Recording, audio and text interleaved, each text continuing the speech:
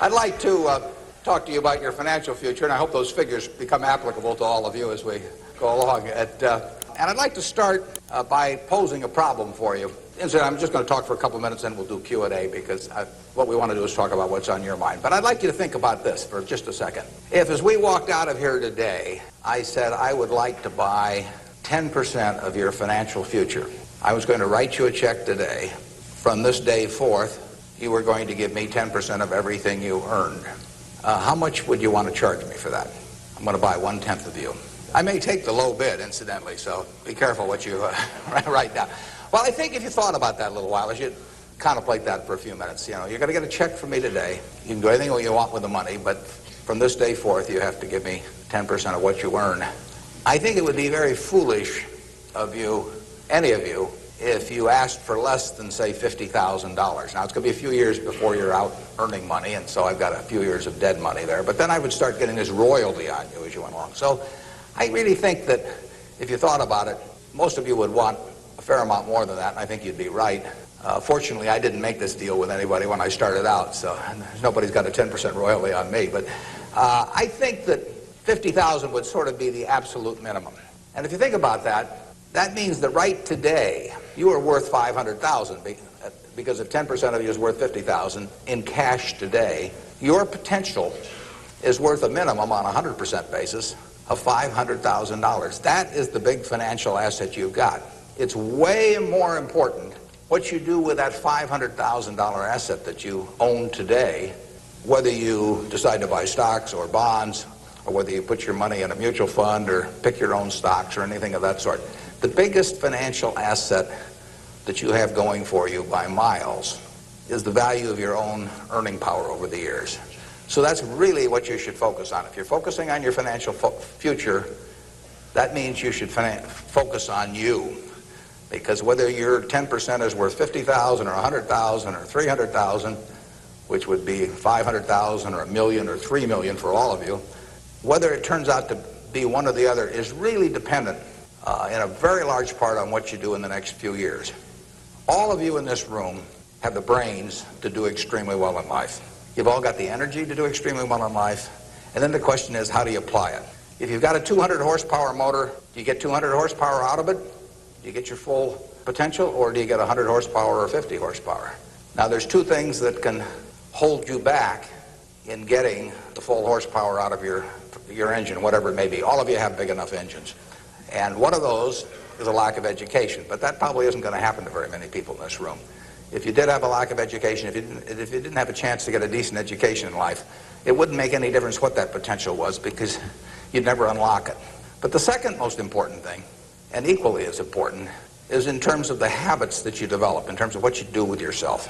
When we hire people, we look for three qualities.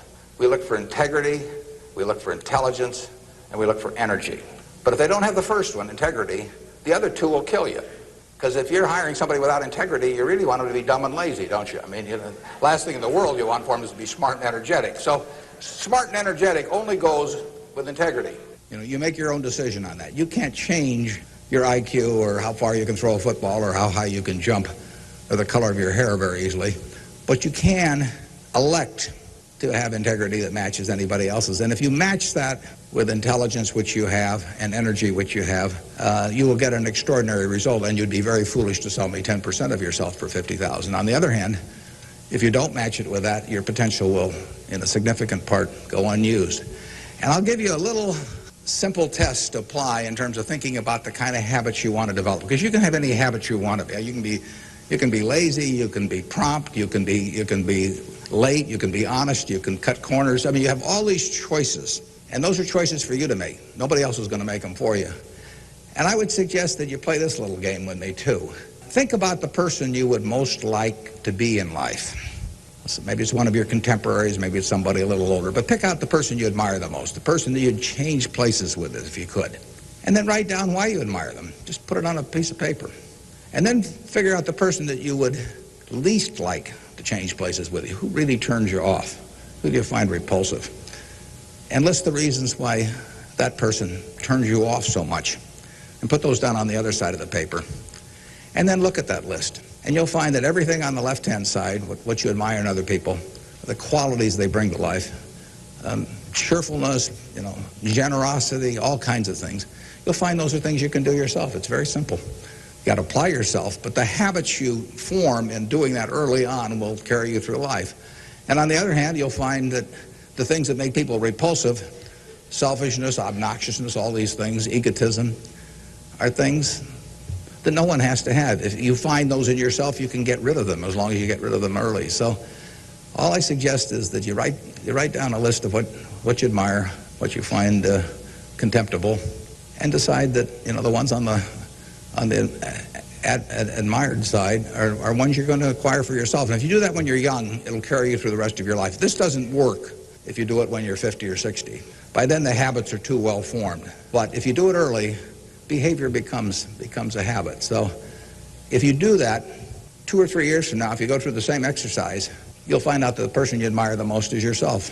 That can be a little dangerous under some circumstances, but it's not a bad thing. I mean, you want to be somebody you like, and you don't want to be somebody that you dislike. And form those habits early. You basically can't miss. Now, I'll give you one other small piece of advice that's just a corollary on this, and then we'll get to your questions. And that is, as a general matter, as a one piece of specific financial advice, I would say, avoid credit cards. Just forget about them. We're in various businesses that issue credit cards. The American public loves credit cards. But if you start revolving debt on credit cards, you're going to be paying 18 or 20%. You can't make progress in your financial life going around borrowing money at 18 or 20%.